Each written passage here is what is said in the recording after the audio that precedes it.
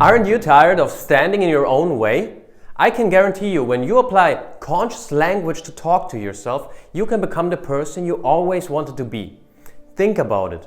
Whenever you speak a different language, a dialect, or even a slang, you embody a whole new personality. So, in this video, I'm going to show you why your language is the key to every transformational process, and I'm going to give you 10 words to avoid from now on. The time for your transformation is now. Hello, I'm David and welcome to my YouTube channel.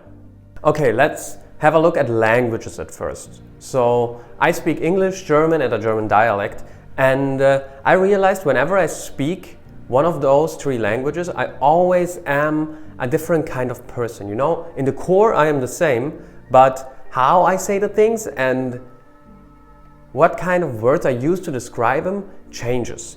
And definitely the energy I have when speaking every language changes. And that has to do with a few things. Like for one reason, everything you say embodies a certain frequency. If you haven't seen my video about frequencies, check it out. There I go in much deeper into that topic. But yeah, everything you say embodies a frequency, and it shows you where you are standing in your life. You know, like are you in a rather high vibrational place or a rather low place? You know, here is a scale of consciousness which defines like the levels of your consciousness and your actual life experience you're having based on your dominant vibration. So you can always have a look at this chart. It's very, very useful for self-development. And another reason is everything you say, you know, in a language, it contains the certain cultural trauma. It contains the history of that culture or of that group or tribe. It contains the beliefs. So you don't only learn a language, you know, you learn a way of being, a way of perceiving the world, you know, a new way of understanding everything, which is all embedded into the language you speak. I try to consciously avoid saying certain words because whatever you say, you wire into your subconscious mind. And your mind creates your reality, or rather the perception of your reality, which is in the end exactly the same. Okay, what do I mean by that? I'll give you an example. Different languages can even alter your perception of time and space. There is a culture, a tribe called the Almaya, and they live in the Andes. And they have, or in their language rather, they have the perception that their past is in front of them and their future is behind them. So it might not be very surprising for you that if that's your mode of education, how you grew up in the world and how you learn to orient yourself in the world, that this is changing everything, you know, compared to our way of growing up and how we got educated, you know. And it's not that our system is better or worse than this system. It's just like we're all just, you know, helpless creatures who try to orient ourselves in the world. So we invent a lot of concepts and agree on things, but don't confuse this with an objective reality, you know. This is not existing. But you know, as long as it's helpful, this concept is as good as any other one, you know. The truth is, in reality, everything is neutral, you know, until we decide to attest meaning to certain things. But there is no built-in meaning other than the meaning we give it in anything, you know. Our language is just reflecting this. Does this make sense? Are you confused or are you understanding what I mean? Okay, I'll give you another example. In some languages there are no words or direct translations for certain emotions, you know, for example, guilt or regret, you know. So the way how you process these feelings and understand the concept of these feelings is so completely different and not understandable for everyone who grew up with these concepts. Your language is deeply interconnected with your identity, and your identity is what it's all about. So by applying conscious language, you prime your subconscious in a very powerful way in order to create the shift in you that will bring you over time into the person you want to be. So I just wanted to give a few examples that languages are more than we commonly understand, and yeah, like the difference in culture is just so huge, you know. Anyway, I will give you now those 10 words that I try to avoid in my life, because they usually create a victim's mentality, and this victim mentality is empowering you. And you want to be the leader in your own life, obviously. I am not only giving you 10 words to avoid, but also 10 words to exchange them with. So I put them in 2 categories: the toxic 5 and the sneaky 5, which sometimes are more unnoticed. And the toxic 5 are the ones who are causing the most damage. So number 1 is I have to and I need to. This is putting you in a state of disempowerment, and have to and need to feels heavy. When you have to do something, it's like not really your free will, and it implies a scarcity in your life. You exchange this with I get to and I'm blessed to do. The second word is the word I can't. I can't do something.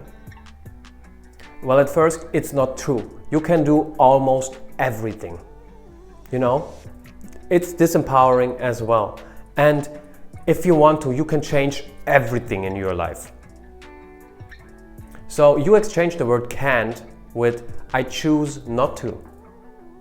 Not I can't go to the gym, I choose not to go to the gym.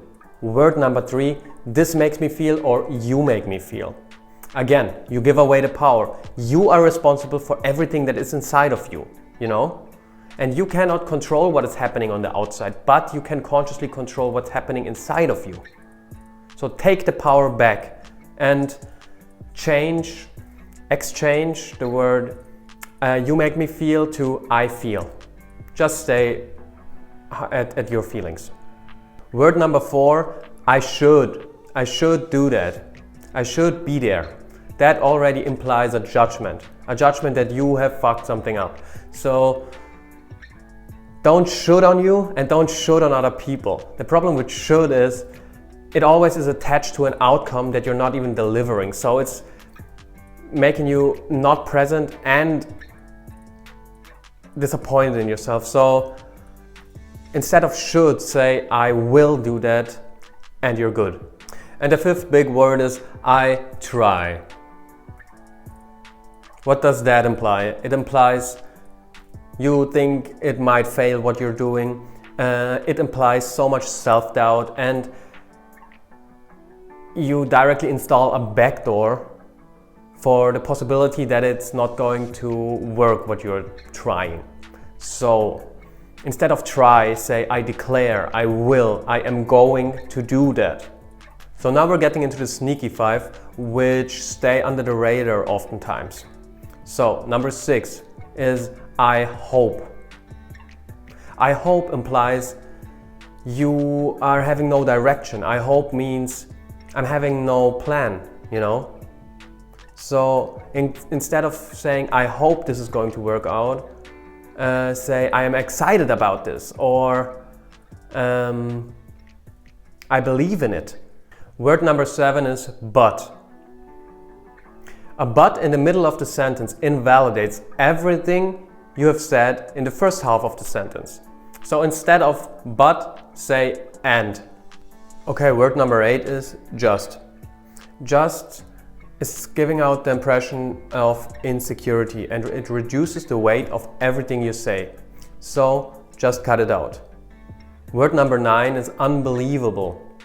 This is just a sign of limiting beliefs. So everything is believable. If you can't believe something, work on your beliefs. It's a lack of your beliefs, you know? If you have a desired outcome, get your beliefs in alignment with that certain outcome, and everything is possible.